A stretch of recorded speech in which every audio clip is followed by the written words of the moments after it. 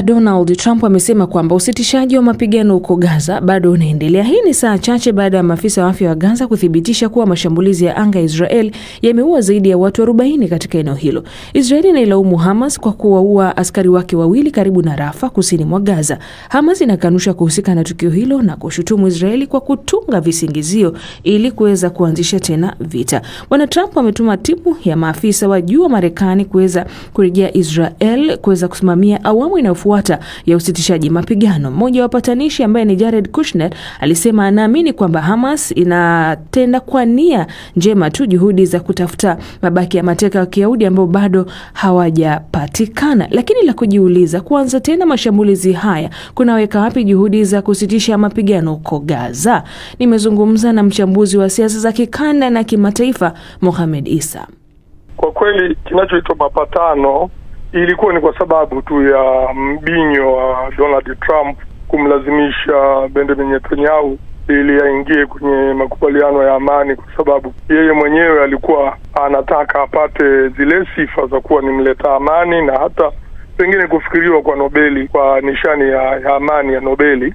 Lakini ilikuwa tuliona tu kwamba mapatano yatavunjika. Ilikuwa ni swala tu la lini, lakini si kwamba yatabaki. Kwa kuwa wale walio kwenye serikali ya umoja na chama cha Benjamin Netanyahu wa Israeli wenye msimamo mkali, Wayahudi wale walishakuwa wanakataa, kwa sababu waliona ni kama vile kukiri kushindwa kwa Israeli, kwa jeshi la Israeli kutokuwa maliza Hamas. Kwa hivyo kwa waliona kwamba ni swala ambalo linawaathiri kisiasa na kijeshi. Hamas wananyosha kidole jeshi la Israel IDF wakisema kwamba linavunja makubaliano yaliyowekwa ya usitishaji mapigano. Kadhalika jeshi la Israeli nalo linaonyesha kidole Hamas akisema kwamba na wenyewe wamevunja yale makubaliano ya usitishaji mapigano. Hii kunyoshana kidole pengine inapeleka wapi matumaini ambao wengi walikuwa nayo wakidhani huenda vita vikaenda kumalizika Gaza? Kwa kweli mazingira ya kunyoshana vidole yalikuwa ni kusubiri muda tu, kwa sababu kila upande una sababu za hayo yanayofanya. Waisraeli wamezuia mpaka wa Rafah, ule kivuko cha Rafah kutoka Misri kinachoingiza misaada. Ilikuwa inatakiwa magari 600 kwa siku, lakini wameruhusu 300 tu, na hata pengine pungufu ya hayo. Waisraeli walitakiwa waache kuishambulia Gaza, lakini sasa hivi wanaishambulia Gaza na kisingizio ni kwamba Hamas wamewarushia makombora wanajeshi wao. Ukweli ulionaodhihirika ni kwamba Israeli ameunda wanamgambo wengine wa kukabiliana na Hamas ndani ya Gaza ili Hamas wasidhibiti Gaza. Sasa hao wanamgambo walioundwa na Israeli inavyosadikika ndio waliorusha hayo makombora ambayo hayakulenga hata shabaha, ili ipatikane tu sababu sasa kwamba nyinyi Hamas mmeturushia makombora, kwa hiyo tunawapiga pia. Lakini Hamas nayo kama inatuhumiwa kwamba haijarejesha maiti za mateka waliokuwa nao, na wao wanawaambia hatuna namna ya kuwarejesha mara moja, wako chini ya vifusi ambavyo nyinyi wenyewe ndio mmepiga mabomu, majumba yakawaangukia. Kwa hiyo ni mazingira ya kutokuaminiana sana tu ya miaka na miaka. Wapalestina wa Israeli hawaaminiani kwa lolote, na ndio maana mapatano ya amani hayatokaa yadumu hata kidogo. Ukisema mapatano ya amani hayatakaa yadumu hata kidogo, ni kwamba hata kama yatafikiwa mengine tena tutazidi kuona haya. Nini hatima sasa? Na pia tunaangazia ni kwamba juhudi za kimataifa zimegonga mwamba kuweza kumaliza vita hivi vya Israel na Gaza. Huko unapoenda kwenye kusema juhudi za kimataifa, ndicho hasa kinachotakiwa. Kinachoitwa jumuiya ya mataifa ni kile ambacho kinaitwa Umoja wa Mataifa, hasa Baraza la Usalama la Umoja wa Mataifa. Sasa ndani ya Baraza la Usalama la Umoja wa Mataifa yuko muungaji mkono mkubwa wa Israeli ambaye ni Marekani. Anawapa silaha, anawapa na kila kitu. Lini unamtegemea huyo aje kuwa msuluhishi? Katika Baraza la Usalama la Umoja wa Mataifa kuna mjumbe mwingine mwenye kura ya veto kama Marekani, Urusi. Yeye mwenyewe anayafanya hayo anayofanya Israeli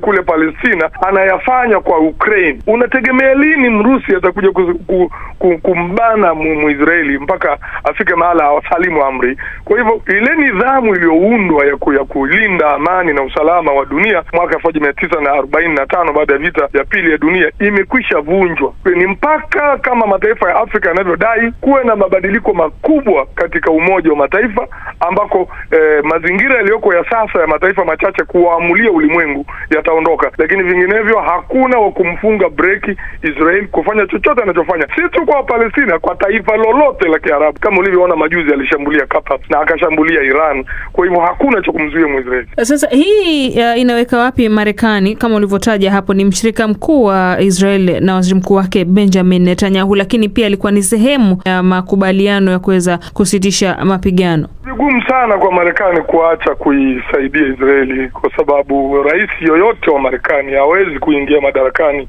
bila kuungwa mkono na lile jopo la Wayahudi lililoko Amerika. Na ndio hata wenye nafasi kubwa mpaka huko kwenye bunge la Marekani la Congress au Senate. Kwa hivyo kuja kutegemea mabadiliko, lazima kwanza kuwe na mabadiliko ndani ya Marekani yenyewe. Ndiko kunaweza kukawa na mabadiliko pale Mashariki ya Kati. Vinginevyo ni tutakuwa tunaziba tu, lakini kupata amani ya kudumu kusema kweli bado ni ndoto kwa eneo la Mashariki ya Kati. Lipi ambalo unadhani kwa sasa linahitajika kufanyika kuweza kupata hiyo amani ya kudumu ambayo unasema bado ni ndoto kule Mashariki ya Kati? Ni lile la kubadilisha mfumo wa dunia pale Umoja wa Mataifa, uundwe Umoja wa Mataifa mpya. Umoja wa Mataifa ambao haudhibitiwi na mataifa machache, bali ni Umoja wa Mataifa ambao walioko kwenye, kwa mfano, Baraza la Usalama la Umoja wa Mataifa, isiwe ni mtu mmoja na kura yake ya veto anaweza akazuia maamuzi ya dunia nzima. Kuwe ni ile hali ambayo tuseme ya usawa, ya demokrasia, ya maamuzi ambayo wengi wakiamua ndio iwe maamuzi ya ulimwengu. Lakini hivi ilivyo leo, umoja wote wa mataifa 194 yanaweza kaamua jambo, akiinuka Marekani au Mrusi au Mchina akapinga, basi nyinyi wengine wote hamna kazi. Katika mazingira kama haya, hao wenye kura za veto ndio wenye maslahi katika vita nyingi zilizoko duniani. Hawawezi wakawa sehemu ya kusuluhisha, bali wao wenyewe ni sehemu ya tatizo linalopojitokeza. Na lenyewe ni matumaini ya miaka mingi sana, kwa sababu sioni nguvu ya kuwalazimisha hao wababe wa dunia wote wakasalimu amri na kusema tuanzishe sasa Umoja wa Mataifa wenye usawa kwa mataifa yote duniani. Kwa kumaliza tu, Mohamed Isa, kwa hapa tulipo, tuseme nini kuhusu vita hivi kati ya Israel na Hamas? Vita ndio kama imeanza tena upya. Umesikia Marekani anachojaribu ni kumbembeleza Israeli kwamba bwana, usiangalie hayo mapungufu yalijitokeza, tuendelee na hatua ya pili. Lakini hiki kilichotokea ndicho kilichokuwa kinatakiwa na wale walioko kwenye umoja unaoongoza Israeli, kwamba kusiwe na amani. Na kimsingi ukisema kuna amani, maana yake unakubali kwamba kutakuwa na taifa la Palestina. Benjamin Netanyahu ameshasema wazi hakuna dola ya Palestina. Sasa ikiwa ameshasema hivyo, labda uje utawala mwingine wa Israeli uje ugeuze kwamba tunakubali na Wapalestina taifa lao liwepo. Kwa hivyo amani hii ilikuwa inapelekezea kwenda hatua ya kuwa na taifa la Palestina ambalo ilishakataliwa na Benjamin Netanyahu na utawala wake. Kwa kweli hii hali haitokuwa na mabadiliko yoyote, labda patokee muujiza hapo, lakini kwa hali ilivyo Wapalestina wataanza tena kurudi kule walikotolewa.